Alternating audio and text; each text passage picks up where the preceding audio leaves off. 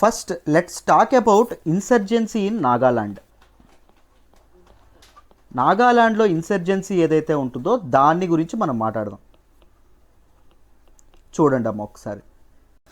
మీ అందరికీ నాగాలాండ్ అంటే ఏంటో తెలుసు. నాగాలాండ్ ఏ స్టేట్ అండి? North eastern state of India. ఇండియాలో ఉన్నటువంటి Sikkim plus 7 sisters of north east కలిపి నార్త్ ఈస్టర్న్ స్టేట్స్ అనడం అనేది జరుగుతుంది, రైట్. సో ఈ 7 సిస్టర్స్ ఆఫ్ ఇదేదైతే ఉంటుందో ఈ 7 ఒకటేంటి? నాగాలాండ్. సో నాగాలాండ్లో ఇన్సర్జెన్సీ జరుగుతుంది. ఫస్ట్ ఇన్సర్జెన్సీ అర్థం ఏంటి? ఇన్సర్జెన్సీ అంటే అర్థం ఏంటి అంటే ఆర్మ్డ్ అప్రైజింగ్ అండి. అంటే స్టేట్ ఏదైతే ఉంటుందో, అంటే గవర్నమెంట్, స్టేట్ మీన్స్ అక్కడ రాష్ట్రం కాదు, గవర్నమెంట్ ఏదైతే ఉంటుందో గవర్నమెంట్కి తాలూకా సావరెంటీ, సార్వభౌమత్వం మీద వీళ్ళు తిరగబడతారు. గవర్నమెంట్కి కంప్లీట్గా మేము లొంగుండము అని చెప్తారు, రైట్. సో గవర్నమెంట్ మీద తిరగబడ్డం ఏదైతే ఉంటుందో దాన్ని ఇన్సర్జెన్సీ. ఆర్మ్డ్ అప్రైజింగ్ ఏదైతే ఉంటుందో, మిలిటెంట్ యాక్టివిటీస్ ఏవైతే ఉంటాయో, ఎక్స్ట్రీమిజం ఏదైతే ఉంటుందో, వేర్పాటువాదం ఏదైతే ఉంటుందో, సెపరేటిజం ఏదైతే ఉంటుందో, ఇవన్నీ ఇన్సర్జెన్సీ యొక్క లక్ష్యాలు. ఇప్పుడు చూద్దాం అసలు ఇన్సర్జెన్సీ నాగాలాండ్లో ఎందుకు ఉంది. ముఖ్యంగా నార్త్ ఈస్టర్న్ స్టేట్ అన్నింటిలోని ఇన్సర్జెన్సీ ఉంటుంది.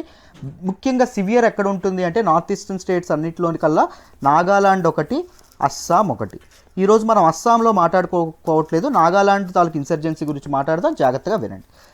ఫస్ట్ మీకు హిస్టరీతో సహా ఎక్స్ప్లెయిన్ చేస్తాను, జాగ్రత్తగా చూడండి. బ్రిటిష్ వాళ్ళ అండర్లో ఎప్పుడైతే మన ఇండియా ఒక కాలనీగా ఉండేదో, బ్రిటిష్ వాళ్ళు ఎప్పుడైతే మన దేశాన్ని పరిపాలిస్తున్నారో, 1947 వరకు మనకు స్వాతంత్రం వచ్చేంత వరకు బ్రిటిష్ వాళ్ళు మనల్ని పరిపాలించారు కదా. అప్పుడు బ్రిటిష్ వాళ్ళు ఏం చేశారు అంటే 1826లో 1826లో బ్రిటిష్ వాళ్ళు అస్సాంని ఆక్యుపై చేయడం అనేది జరుగుతుంది. అస్సాంని ఆక్యుపై చేస్తారండి. లేటర్ వీళ్ళు అస్సాం నుంచి ఎటువైపు మూవ్ అవుతారు అంటే ఈస్టర్న్ సైడ్ వెళ్ళి నాగా హిల్స్ ఏవైతే ఉంటాయో మెల్లమెల్లగా నాగా హిల్స్ మీద కూడా వాటి తాలూకా ఆధిపత్యం అనేది మొదలవుతుంది.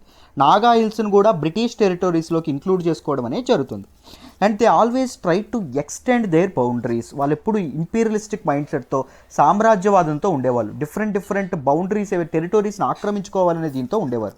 సో మొదట ఎక్కడ దేన్ని ఆక్రమించుకున్నారు? అస్సాంని ఆక్రమించుకున్నారు. తర్వాత ఈస్టర్న్ సైడ్ వెళ్ళారు, నాగా హిల్స్ ఏదైతే ఉంటుందో నాగా హిల్స్ని ఆక్రమించుకున్నారు. తర్వాత ఇంకా బౌండరీస్ని ఆక్రమించుకోవాలని చెప్పి అనుకుంటున్నారు. సో ఇదంతా నాగాలాండ్ పీపుల్ ఎవరైతే ఉంటారో నాగాలాండ్ పీపుల్కి నచ్చట్లేదు. They want to counter British వాళ్ళని కౌంటర్ చేయాలనిపించింది. సో 1918లో 1918లో మీకు ఏం చేశారు అంటే నాగా క్లబ్ అనేటటువంటి ఒక క్లబ్ని ఫామ్ చేయడం అని. తర్వాత ఈ నాగా క్లబ్ ఏదైతే ఉంటుందో, నాగా అంటే ఎవరు అంటే అక్కడ ఉన్నటువంటి నార్త్ ఈస్టర్న్ ఒక హైయెస్ట్ మెజారిటీ ఉన్నటువంటి ఒక ట్రైబ్ అండి, ఒక తెగ వాళ్ళు, రైట్. వీళ్ళందరూ బ్రిటిష్ వాళ్ళ మీద స్వతంత్రం కోసం పోరాడడం అనేది జరుగుతుంది. వీళ్ళు 1929లో సైమన్ కమిషన్ ఏదైతే ఉంటుందో, సైమన్ కమిషన్ యొక్క ఇదేదైతే ఉంటుందో దాన్ని కూడా ఇది చేస్తారండి. సైమన్ కమిషన్కి ఎదురెళ్ళి చెప్తారు, ఏంటి మా తాలూకా సావరెంటీ మాకు వదిలేయండి, ఏన్షియంట్ టైమ్స్లో మేము ఎలా బతికామో మా తాలూకా అడ్మినిస్ట్రేషన్ మేమే చూసుకుంటామని చెప్పి సైమన్ కమిషన్కి వీళ్ళ సావరెంటీ గురించి వీళ్ళు ఎద్దేవా చేయడం అనేది జరిగింది. అర్థమైందా? నెక్స్ట్ 1946లో 1946లో వీళ్ళకి అర్థమైంది ఏంటి అంటే ఇంకొద్ది ఏళ్లలో భారతదేశానికి స్వాతంత్రం వచ్చేస్తుంది అని అర్థమైంది. సో దెన్ ఎవరండి ఇక్కడ హీరో పేరు? ఏజెడ్ ఫిజో. ఈయన గారు ఏం స్టార్ట్ చేశారు అంటే నాగా నేషనల్ కౌన్సిల్ అనేటటువంటి దాన్ని స్టార్ట్ చేశారు. ఈయన తాలూకా లక్ష్యం ఏంటి? నాగా నేషనల్ కౌన్సిల్ యొక్క లక్ష్యం ఏంటి అంటే to form a separate and sovereign state called Nagalim. Nagalim అనేటటువంటి ఒక కంట్రీ, స్టేట్ అంటే అక్కడ ఏంటి అంటే కంట్రీ అని అర్థం అండి, నేషన్ అని అర్థం. ఒక సావరెన్ కంట్రీ అనేది ఏర్పాటు చేసుకోవాలి, భారతదేశంతో కలిపి ఉండకూడదు అనేటటువంటి లక్ష్యంతో ఇది పెట్టడం అనేది నాగా నేషనల్ కౌన్సిల్ పెట్టడం అనేది జరిగింది.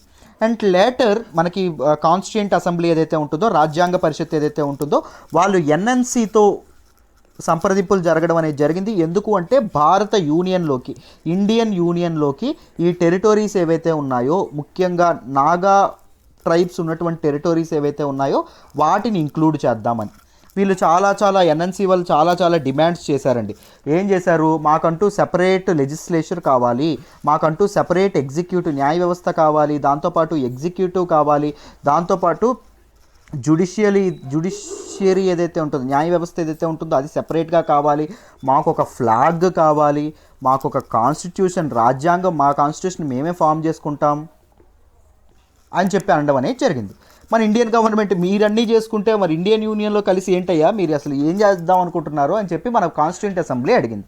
అప్పుడు ఏం చేశారు, India can act as a Guardian state, అంటే మమ్మల్ని సంరక్షించేటటువంటి స్టేట్ ఏదైతే ఉంటుందో అలా యాక్ట్ చేయండి, మాకు సంబంధించినవన్నీ మేమే చూసుకుంటాము అని చెప్పి చెప్పడం అనేది జరిగింది. ఎవరు చెప్పారండి, మన తాలూకా ఫిజో చెప్పడం అనేది జరిగింది, నాగా నేషనల్ కౌన్సిల్ చెప్పడం అనేది జరిగింది. బట్ సూన్ ఆఫ్టర్ మన తాలూకా కాన్స్టిట్యూంట్ అసెంబ్లీ ఏదైతే ఉంటుందో అది వీళ్ళు చెప్పినటువంటి మాటలు ఇది చేయలేదు, ఫిజోని ఇగ్నోర్ చేయడం మొదలుపెట్టాయి, నాగా నేషనల్ కౌన్సిల్ని ఇగ్నోర్ చేయడం అనేది మొదలుపెట్టింది. అండ్ ఇండియా నాగాలాండ్ ప్రాంతం ఏదైతే ఉంటుందో ఇండియన్ యూనియన్లో కలిపేసుకుందామని చెప్పి ఇది చేయడం అనేది జరిగింది. సో దానికోసం పీపుల్ని అట్రాక్ట్ చేయడం మొదలుపెట్టారు. వీళ్ళ నాయకులతో పని ఏంటి, పీపుల్ని అట్రాక్ట్ చేద్దామని చెప్పి సెవరల్ కాన్ఫిడెన్స్ బిల్డింగ్ మెజర్స్ ఏవైతే ఉన్నాయో, ప్లేసెస్ ఆఫ్ ఇంట్రెస్ట్ ఏవైతే ఉంటాయో, అంటే మామూలుగా స్కూల్స్ కానీ హాస్పిటల్స్ కానీ ఇవన్నీ కట్టి అక్కడ డెవలప్మెంట్ అనేది సాధ్యపడేలా చేయడం అనేది జరిగింది. సో అక్కడ ఉన్నటువంటి పీపుల్ ఎవరైతే ఉన్నారో వీళ్ళందరూ మన తాలూకా నాగాలాండ్ పీపుల్ ఎవరైతే ఉన్నారో వాళ్ళ ఫస్ట్ డిమాండ్ ఏంటి అంటే సెపరేట్ స్టేట్ కావాలి, సెపరేట్ రాష్ట్రం కావాలి అని చెప్పి అనడం అనేది జరిగింది. నాట్ ఫిజో అండి, ఫిజో ఈజ్ స్ట్రైవింగ్ ఫర్ నాగాలిం అనేటువంటి కొత్త కంట్రీ ఆయనకు కావాలి. సెపరేట్ స్టేట్ ఎవరు కోరుకున్నారు, అక్కడ ఉన్నటువంటి చదువుకున్నటువంటి వేత్తలు కానీ విజ్ఞానులు కానీ స్కాలర్స్ కానీ కోరుకున్నారు. సో అందుకోసం అని వాళ్ళ డిమాండ్కి తగినట్టుగా 1963లో అస్సాం నుంచి నాగాలాండ్ బయటకు వచ్చి నాగాలాండ్ ఒక సెపరేట్ స్టేట్గా మారడం అనేది జరిగింది. భారత ప్రభుత్వం ఏం చేసింది, నాగాలాండ్ని ఒక సెపరేట్ రాష్ట్రంగా, ఒక ప్రత్యేక రాష్ట్రంగా మార్చడం అనేది జరిగింది. వాళ్ళ డిమాండ్ అనేది ఇది చేసింది, people are happy, people are developing, people are educating and people are prospering. Right, ఇప్పుడు ఏం జరిగింది, మన తాలూకా నాగా నేషనల్ కౌన్సిల్ ఏదైతే ఉంటుందో దానికి చిరాకు పుట్టిందండి. రైట్, దానికి చిరాకు పుట్టడం అనేది జరిగింది. సో ఇంతకు ముందు నాగా నేషనల్ కౌన్సిల్ 1951లో ఏం చేసింది అంటే, చూడండి అమ్మ జాగ్రత్తగా, 1951లో నాగా నేషనల్ కౌన్సిల్ చేసిన పని ఏంటంటే వాళ్ళు మేము ఇండిపెండెంట్ అని చెప్పి ప్రకటించుకున్నారండి. మాకు స్వతంత్రం, మేము భారత యూనియన్తో భాగం కాదు అని ప్రకటించుకున్నారు. 1951లో వాళ్ళు ఏకంగా మన తాలూకా ఇదేదైతే ఉంటుందో రెఫరెండం ఏదైతే ఉంటుందో రెఫరెండం కూడా కండక్ట్ చేయడం అనేది జరిగింది. అంటే ప్రజల చేతికి నిర్ణయం వదిలేస్తారండి. రైట్, రెఫరెండంలో 99% ఆఫ్ నాగా పీపుల్ 1951లో చేస్తే చెప్తున్నాను, 99% of Naga people they demanded for independent Naga state. వాళ్ళకు ఒక independent Naga state, Naga state ఇక్కడ నాగా నేషన్ అండి, కొత్త రాష్ట్రం కావాలి అని చెప్పి వాళ్ళు కోరుకున్నారు. రైట్, సో వీళ్ళు ఏవైతే ఉన్నారో మన తాలూకా ఎన్ఎన్సీ ఏదైతే ఉంటుందో నాగా నేషనల్ కౌన్సిల్, ఇది త్వరగానే ఏం చేసింది అంటే అండర్ గ్రౌండ్కి వెళ్ళిపోవడం అనేది జరిగింది. They formed a government in exile అనేటటువంటిది, అంటే అండర్ గ్రౌండ్లో ఒక గవర్నమెంట్, సెపరేట్ గవర్నమెంట్ అనేది స్టార్ట్ చేసింది. ఆ గవర్నమెంట్ పేరు ఏంటి అంటే NFG, underground Naga federal government ఏదైతే నాగా ఫెడరల్ గవర్నమెంట్ని స్టార్ట్ చేసింది. దాంతోపాటు ఏం చేశారు, నాగా ఫెడరల్ ఆర్మీ అనేటటువంటిది కూడా, సెపరేట్ ఆర్మీ అనేది కూడా వీళ్ళు స్టార్ట్ చేయడం అనేది జరిగింది. ఈ రెండు ఫామ్ అవ్వడం అనేది జరిగింది. సో మన ఇండియన్ గవర్నమెంట్ ఏదైతే ఉంటుందో గవర్నమెంట్ ఇండియాకి కోపం వచ్చిందండి. ఎవరి మీద, ఎన్ఎన్సీ మీద. ఈ నాగా ఫెడరల్ గవర్నమెంట్ ఏదైతే ఉంటుందో, నాగా ఫెడరల్ ఆర్మీ ఏదైతే ఉంటుందో దానికి అటాక్గా గవర్నమెంట్ ఏం చేసింది, ఒక ఆర్మీని పంపించడం అనేది జరిగింది. ఒక సైనిక చర్య ద్వారా ఏం చేశారు, ఈ ఇన్సర్జెన్సీ ఏదైతే ఉంటుందో, ఈ అప్రైజింగ్ ఏదైతే ఉంటుందో దాన్ని అణిచివేయడం అనేది జరిగింది. ఎప్పుడమ్మా, 1958లో. సో అప్రైజింగ్ అనే దాన్ని ఇది చేసి, సో ఇలాంటివి జరగకుండా 1958లో వచ్చినటువంటి ఇంపార్టెంట్ యాక్ట్ ఏంటి అంటే ఆఫ్స్పా, armed forces special powers act అనేటటువంటిది ఒకటి తీసుకొచ్చారండి. రైట్, గుర్తుపెట్టుకోండి, ఆఫ్స్పా ఎప్పుడు వచ్చింది, 1958లో, ఆఫ్టర్ నాగాలాండ్ ఇన్సర్జెన్సీ ఏదైతే ఉంటుందో దాని తర్వాత రావడం అనేది జరిగింది. అర్థమైందా? ఇప్పుడు ఇక్కడ వరకు మీకు నాగా నేషనల్ ఎన్ఎన్సీ ఏదైతే ఉంటుందో దీని గురించి కంప్లీట్గా తెలుసుకున్నారు. ఇప్పుడు what is this important one, NSCN అండి, nationalist socialist council of Nagaland. దీని సంగతి ఏంటో చూద్దాం. మనకిప్పుడు ముందేం చెప్పుకున్నాము, ముందున్నది నాగా నేషనల్ కౌన్సిల్ ఉంది. చూడండి జాగ్రత్తగా, నాగా నేషనల్ కౌన్సిల్ ఏదైతే ఉంటుందో దీని గవర్నమెంట్ ఎప్పుడైతే ఇగ్నోర్ చేయడం అనేది మొదలుపెట్టిందో ఈ నాగా నేషనల్ కౌన్సిల్ అనేది షిల్లాంగ్ అకార్డ్ అనేది చేసుకుంది. ఎవరితో? గవర్నమెంట్ ఆఫ్ ఇండియాతో. ఈ షిల్లాంగ్ అకార్డ్లో భాగంగా ఏం చేశారు అంటే the dissolved NNC and NFG ఏదైతే ఉంటుందో వీటిని డిజాల్వ్ చేశారు. అంటే ఇవి మరి పని చేయవు, వాటిని ఇన్యాక్టివ్ చేశారు. ఎన్ఎన్సి అంటే ఏంటండి? మళ్ళీ చెప్తున్నా, నాగా నేషనల్ కౌన్సిల్. ఎన్ఎఫ్జి అంటే ఏంటండి? Naga federal government. Under ground government in exhale అన్నాం కదా, ఈ రెండింటిని డిజాల్వ్ చేయడం అనేది జరిగింది. ఇప్పుడు ఏం జరిగిందో చెప్తాను చూడండి. మళ్ళీ ఇప్పుడు ఏం జరిగింది? వీళ్ళు తీసుకున్నటువంటి ఈ నిర్ణయం కొంతమంది ఎన్ఎన్సి సభ్యులకి నచ్చలేదు. They separately came out of NNC and they started a new institution called new militant institution called new insurgent institution called NSCN అనేది స్టార్ట్ చేశారు. ఎన్ఎస్సిఎన్ ఎప్పుడు స్టార్ట్ అయింది అంటే 1980లో nationalist socialist council of Nagaland ఇది స్టార్ట్ అవ్వడం అనేది జరిగింది. దేనికోసం? షిల్లాంగ్ అకార్డుకి అసంతృప్తిగా వీళ్ళు స్టార్ట్ చేయడం అనేది జరిగింది. రైట్, ఇక్కడ వరకు మీకు అర్థమైంది. నెక్స్ట్, ఎన్ఎస్సిఎన్ తర్వాత 1988లో ఇంటర్నల్ క్లాషెస్ వల్ల ఏం జరిగింది అంటే ఎన్ఎస్సిఎన్ 2 రకాలుగా విడిపోయిందండి, 2 గ్రూప్స్గా విడిపోయింది. Nationalist socialist council of Nagaland K అంటే under the leadership of Khaplang అనేటటువంటి వ్యక్తి లీడర్షిప్లో ఎన్ఎస్సిఎన్ కే ఫార్ములేట్ చేసింది. దాంతోపాటు ఎన్ఎస్సిఎన్ ఐఎం అండి, this is under the leadership of Isak and Muivah. అయితే చూడండి, ఈ 2 ఆర్గనైజేషన్స్, ఈ 2 గ్రూప్స్ ఏవైతే ఉంటాయో వీటి లక్ష్యం ఏంటి? Both NSCN K and NSCN IM యొక్క లక్ష్యం వీళ్ళకు కూడా నాగాలిం కావాలి, సెపరేట్ స్టేట్ కావాలి. దీనికి గ్రేటర్ నాగాలిం అని పేరు పెట్టుకున్నారులేండి. ఎందుకంటే ఈ గ్రేటర్ నాగాలిం వాళ్ళు ఏదైతే సెపరేట్ కంట్రీ కావాలనుకుంటున్నారో that includes territories in India, భారతదేశంలోని, దాంతోపాటు మన మైన్మార్ ఏదైతే ఉంటుందో మైన్మార్లో కూడా కలిపి ఏకంగా 1,20,000 స్క్వేర్ కిలోమీటర్స్ ల్యాండ్ ఏదైతే ఉంటుందో అది నాగాలిం అండర్లో ఉంటుంది అని చెప్పి వీళ్ళ భావన. కానీ నిజంగా అసలుగా నాగాలాండే ఎంత ఉంటుంది? మన నాగాలాండ్ స్టేట్ తాలూకా area just 16,000 square kilometres. Just it is a portion of what they are expecting from both the countries ఏవైతే ఉన్నాయో అవి. అర్థమైందా? సో ఆలోచించండి, మీకు క్లియర్గా ఇక్కడి వరకు అర్థమైందనే అనుకుంటున్నాను. సో వీళ్ళ తాలూకా డిమాండ్స్ అనేవి చాలా చాలా పెద్దవి. సో అలాగా గవర్నమెంట్ ఆఫ్ ఇండియాకి, దాంతోపాటు ఈ కప్లాంగ్ ఏదైతే ఉంటుందో దాంతోపాటు మన తాలూకు ఇసాక్ అండ్ మొవయ్య ఎన్ఎస్సిఎన్ ఏదైతే ఈ 2 గ్రూప్స్కి చాలాసార్లు రైవల్రీ అనేది, మిలిటరీ అప్రైజింగ్ అనేది జరుగుతూ ఉంది నాగాలాండ్లో. అండ్ లేటర్ దెన్ 2001లో they signed a ceasefire agreement. పదంలోనే ఉంది. సీజ్ ఫైర్ అంటే ఏంటి అంటే శాంతి, ఫైర్ అంటే వార్ అనుకోండి, వార్ని సీజ్ చేసేటటువంటి అగ్రిమెంట్, స్టాప్ చేసేటటువంటి అగ్రిమెంట్. సింపుల్గా అలా గుర్తుపెట్టుకోవాలి. సీజ్ ఫైర్ అగ్రిమెంట్ అనేది చేసుకోవాలని చెప్పి అనుకున్నారు. అర్థమైందా? ఎవరితో? గవర్నమెంట్ ఆఫ్ ఇండియాతో. And the signed a ceasefire agreement with government of India. ఎవరెవరు? Both NSCN Khaplang and NSCN Isak and Muivah, ఈ 2 గ్రూప్స్ సైన్ చేయడం అనేది జరిగింది.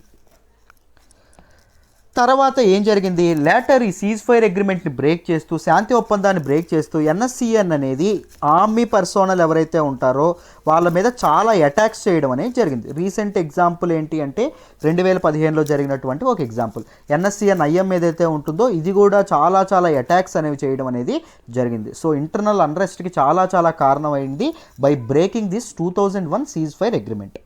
మీకు ఇక్కడ వరకు అర్థమైందని అనుకుంటున్నాను. అయితే చూడండి, మళ్ళీ చూడండి జాగ్రత్తగా. నెక్స్ట్ ఏం జరిగింది? 2015లో ఆఫ్టర్ ఈ ఎన్ఎస్సిఎన్ కే ఏదైతే ఉంటుందో ఇది ఒక ఆర్మీ పర్సనల్ మీద అటాక్ ఏదైతే చేసిందో ఆ అటాక్ తర్వాత ఏం జరిగింది అంటే centre signed a framework agreement with the NSCN IIM.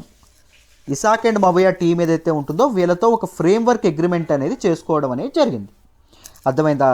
Modi government ఇది ఒక హిస్టారిక్ అగ్రిమెంట్ అని చెప్తారు. ఇది ఎందుకు ఫ్రేమ్వర్క్ అగ్రిమెంట్ 2015లో చేసుకున్న అగ్రిమెంట్ అంటే చూడండి, పీస్ టాక్స్ ఏవైతే ఉన్నాయో, శాంతి ఒప్పందాలు ఏవైతే ఉన్నాయో అవి చేసుకుంటాయి. ఎవరెవరితో? నాగాలాండ్ కోసం, నాగాలిం కోసం ఎవరైతే పాటుపడుతున్నారో, భారతదేశం నుంచి విడిపోదామని చెప్పి సెషనిస్ట్ మూమెంట్ ఎవరైతే చేస్తున్నారో, ఈవెన్ బోత్ ఎన్ఎస్సిఎన్ కే కానీ ఎన్ఎస్సిఎన్ ఐఎం కానీ ఇంకా చిన్న చిన్న ఆర్గనైజేషన్స్ కానీ వీళ్ళందరితో గవర్నమెంట్ ఆఫ్ ఇండియా అనేది మీటింగ్ పెట్టుకుంటుంది. అర్థమైందా? సో ఆ మీటింగ్ పీస్ టాక్స్ అన్నీ ఎండ్ అయిన తర్వాత బై 2020కి ఒక డెడ్ లైన్ ఇచ్చి ఏం చెప్పారు అంటే నాగా పీస్ అకార్డ్ అనేది ఒకటి ఫైనలైజ్ చేస్తాము అని చెప్పడం అనేది జరిగింది. అంటే ఒక ఫైనల్ అగ్రిమెంట్ గవర్నమెంట్ ఆఫ్ ఇండియాకి మరియు నాగాలాండ్లో ఇన్సర్జెంట్స్ ఎవరైతే ఉంటారో వాళ్ళకి ఒక నాగా పీస్ అకార్డ్ అనేది ఒకటి సైన్ చేస్తాము, ఫైనలైజ్ చేస్తామని చెప్పడం అనేది జరిగింది. So several stakeholders NSCN IM కూడా టాక్స్లోకి వచ్చింది. దాంతోపాటు చాలా గ్రూప్స్ ఏవైతే ఉన్నాయో, అవుట్ఫిట్స్ ఏవైతే ఉన్నాయో, ఐ మీన్ ఆ మిలిటెంట్ గ్రూప్స్ ఏవైతే ఉన్నాయో నాగాలాండ్ కోసం పోరాడుతున్నాయో అవి కూడా పీస్ టాక్స్లోకి ఎంటర్ అవ్వడం అనేది జరిగింది. అండ్ నౌ ఎన్ఎస్సిఎన్ కే సంగతి ఏంటి?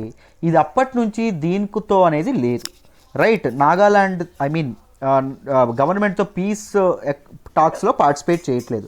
Now it wants to you know ఇప్పుడు న్యూస్లోకి ఎందుకు వచ్చింది అంటే ఎన్ఎస్సిఎన్ కే ఏదైతే ఉంటుందో, కప్లాంగ్ ఏదైతే ఉంటుందో, it wants to talk with government over Nagaland issue. అదేం చెప్పింది అంటే గవర్నమెంట్ ఆఫ్ ఇండియా చాలా ట్రై చేస్తుంది నాగాలాండ్ ఇష్యూని సాల్వ్ చేయడానికి. సో మేము కూడా నాగాలాండ్ ఇష్యూ కోసం, నాగాలాండ్ పీపుల్ కోసం మేము గవర్నమెంట్తో మాట్లాడడానికి సిద్ధంగా ఉన్నాము అని చెప్పడం అనేది జరిగింది. అందుకు ఇప్పుడు ఈ న్యూస్ అనేది ఇప్పుడు ఈ విషయం అనేది న్యూస్లోకి రావడం అనేది జరిగింది. మీకు కంప్లీట్గా Naga peace accord, Naga talks, దాని బ్యాక్గ్రౌండ్ ఏంటి, గ్రూప్స్ ఏంటి, ఇవన్నీ అర్థమయ్యాయని అనుకుంటున్నాను. What are the takeaways from this article? మీరు ఇంపార్టెంట్గా గుర్తుపెట్టుకోవాల్సింది ఏంటి? ఫిజో పేరు గుర్తుపెట్టుకోవాలి, వెరీ ఇంపార్టెంట్. ఫిజో స్టార్ట్ చేసింది ఏంటి? నాగా నేషనల్ కౌన్సిల్, ఇది గుర్తుపెట్టుకోవాలి. అండ్ నెక్స్ట్ ఎన్ఎస్సిఎన్ ఏదైతే ఉంటుందో, ఎన్ఎస్సిఎన్ అంటే ఏంటండి? Nationalist socialist council of Nagaland. ఇది ఏదైతే ఉంటుందో దీన్ని గుర్తుపెట్టుకోవాలి. ఎప్పుడండి ఇదైంది? 1980 నుంచి ఇది అవ్వడం అనేది జరిగింది. 1980లో ఇది ఎస్టాబ్లిష్ అవ్వడం అనేది జరిగింది. ఇది 1988లో ఎలా విడిపోయింది? NSCN K and NSCN IM, Isak Muivah and ఇక్కడ కప్లాంగ్, ఇలా విడిపోవడం అనేది జరిగింది. ఎప్పుడండి విడిపోయింది? 1988లో విడిపోవడం అనేది 1988లో విడిపోవడం అనేది జరిగింది. తర్వాత సీజ్ ఫైర్ అగ్రిమెంట్ ఎప్పుడు జరిగిందమ్మా? 2001లో సీజ్ ఫైర్ అగ్రిమెంట్ అనేది ఎవరెవరికి మధ్య జరిగింది? గవర్నమెంట్కి, దాంతోపాటు ఎన్ఎస్సిఎన్కి జరగడం అనేది జరిగింది. అర్థమైందా? What these people's main aim? Nagalim సాధించడం కోసం, గ్రేటర్ నాగాలిం అని ఇప్పుడు వ్యవహరిస్తున్నారు, నాగాలిం సాధించడం కోసం. అర్థమైందా? సో ఇది వాళ్ళ తాలూకా ఎయిమ్. గవర్నమెంట్ అనేది ఏం చేస్తుంది? అక్కడ ఇన్సర్జెంట్ అన్రెస్ట్ అనేది పోగొట్టడానికి ప్రెజెంట్ వాళ్ళతో డీల్స్ చేసుకుంటుంది. ఇది మీరు ఇప్పటివరకు గుర్తుపెట్టుకోవాల్సిన విషయం. నాకు ఇప్పటివరకు కంప్లీట్గా అర్థమైందని అనుకుంటున్నాను. మీకు కంప్లీట్గా నాగా పీస్ అకార్డ్ గురించి అర్థమైందని అనుకుంటున్నాను.